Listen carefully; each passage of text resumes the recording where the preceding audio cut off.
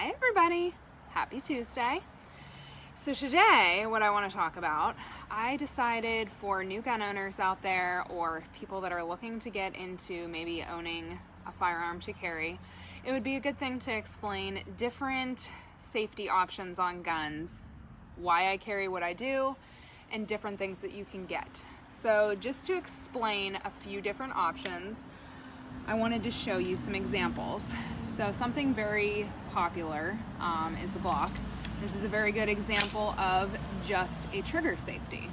So as you notice, I'll have all of these open, so they're all cleared before I show you.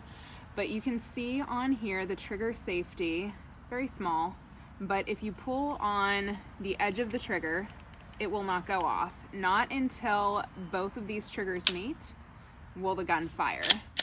So that is one external safety that you can have. Something that a lot of people do not like is when a gun does not have a safety. So another one here would be a Ruger LCP. As you can see, this one does not have any safety at all. So, or I should say any external safety. This one, you just pull the trigger, it goes off, and that's the way that one works. Now this one has a very long trigger pull, and what I like to say is this is your safety. If you don't have trigger discipline, that is the number one thing that you should be working on, because it's not safe if you don't know how to work this.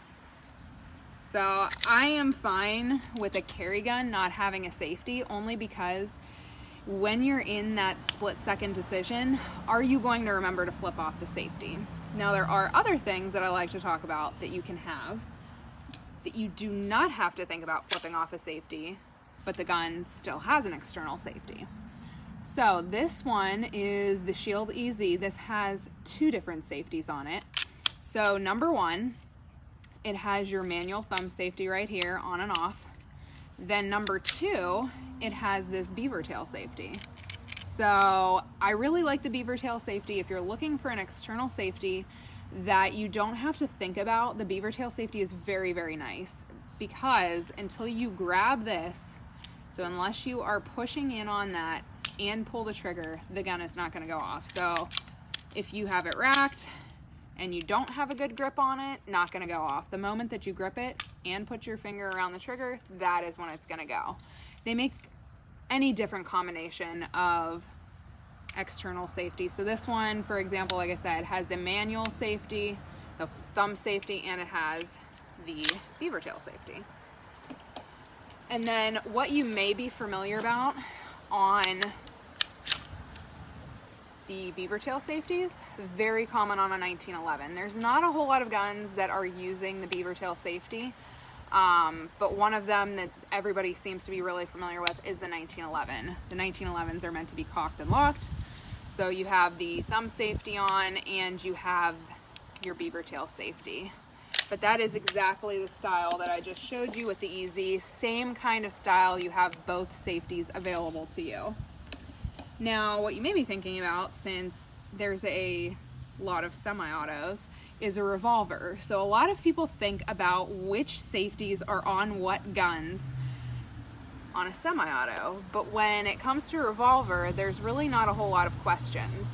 So this one is a hammerless revolver, and this one, unloaded, as you can see, all you do is pull the trigger and it goes off. So very similar to what you're looking at here. I mean, different firing mechanisms, I'm not comparing that, but just in theory wise, when you have a long trigger pull on this, that is the same thing as what your revolver is doing. So you'll see hammered and hammerless revolvers. Like I said, you just pull the trigger on these and that long trigger pull acts as your safety. So what I choose to carry, a lot of people ask if you're carrying in the chamber, if you're carrying with a safety or not. I carry a range of different guns. I think you have to be very aware and very trained on what you're doing. So especially if you're a new gun owner, I would say pick one way, stick to it, train with it that way before you add different kinds of safeties on. I have several different styles. I have the 1911 style, which I'm actually carrying today, which has the beaver tail safety and the thumb safety. And then I also have your Glock, which you just carry one in the chamber, and again, keep your booger finger off the bang switch, as many say. But that's what I like to do. I like to keep one in the chamber. When I'm carrying outside the waistband, I like to carry in a holster that has some kind of retention so it can't just come out. I do not like to think about, I don't like to think about if it's loaded or not. When I have a gun on, I have it loaded, and then you can kind of decide what kind of safety is most comfortable to you. Because if you're not comfortable with it, then you're not going to be comfortable with the gun. You're not going to want to carry it. You're not going to want to shoot it. So pick something that's comfortable to you and that you think you can work. Train with it and stick with it. So what I wanted to show you guys for a new rival gun, I got in a Colt 1911 government model, 45. So I am struggling not to take this one home right now. I'm very, very excited about that one. You'll see it on later today. But if you have any questions about safeties, what you should be carrying, or need any further explanation about what options are out there, feel free to reach out. And I will talk to you guys next Tuesday.